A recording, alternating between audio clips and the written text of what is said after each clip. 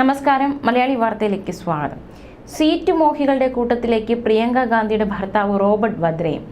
സ്വയം സ്ഥാനാർത്ഥി പ്രഖ്യാപനം നടത്തിയതിന് പിന്നാലെ വദ്രയുടെ ഫ്ലക്സുകളും പോസ്റ്ററുകളും ഒക്കെ അമേഠിയിൽ പ്രത്യക്ഷപ്പെട്ടിരിക്കുകയാണ്. കോൺഗ്രസ് മിണ്ടാതിരിക്കുമ്പോൾ BJP സ്ഥാനാർത്ഥി സ്മൃതി ഇറാനി രാഹുൽ ഗാന്ധിയെ ഉന്നമിട്ട് പരിഹാസം തുടരുകയാണ്. അമേഠി കി ജനത കരേ പുകാർ, റോബർട്ട് വദ്ര അബ് കി ബാർ എന്ന് വെച്ചാൽ അമേഠിയിലെ ജനങ്ങൾ ഇക്കുറി വദ്ര വരണമെന്ന് ആഗ്രഹിക്കുന്നു. അമേഠിയിലെ കോൺഗ്രസ് ഓഫീസിന് മുന്നിൽ ഇന്നലെ പ്രത്യക്ഷപ്പെട്ട പോസ്റ്ററുകളിലെയും ഫ്ലക്സുകളിലെയും വാചകം ഇതായിരുന്നു. റോബർട്ട് വദ്രയുടെ സ്വന്തം സംഘമാണ് പോസ്റ്ററുകളും ഫ്ലക്സുകളും വെച്ചത്. കോൺഗ്രസ് നേതാക്കൾ ഇടപെട്ട് പിന്നീട് ഈ പോസ്റ്ററുകൾ നീക്കം ചെയ്തു. അമേഠിയിലെ സ്ഥാനാർത്ഥി പ്രഖ്യാപനം കോൺഗ്രസ് വൈകിപ്പിക്കും തോറും വദ്രയുടെ കളികൾ തുടരുകയാണ്.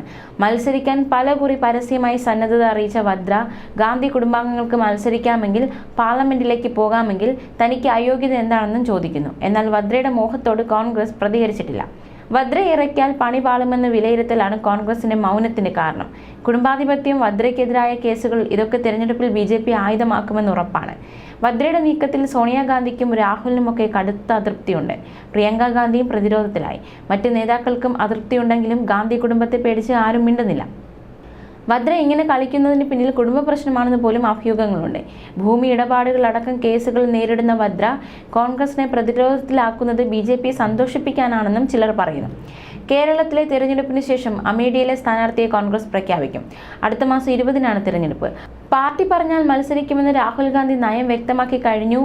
അളിയൻ നോട്ടമിട്ടതിനാൽ രാഹുൽ വെട്ടിലായെന്നും മറ്റാരും കൊണ്ട് പോകാതിരിക്കാൻ ബസ്സിലെ സീറ്റിൽ ചിലർ തൂവാലയിട്ടിട്ട് പോകുന്നത് പോലെയാണ് രാഹുൽ ഗാന്ധി അമേഠി സീറ്റിനെ കൈകാര്യം ചെയ്യുന്നതുമെന്നുമൊക്കെയാണ് BJP സ്ഥാനാർത്ഥി സ്മൃതി ഇറാനിയുടെ പരിഹാസം.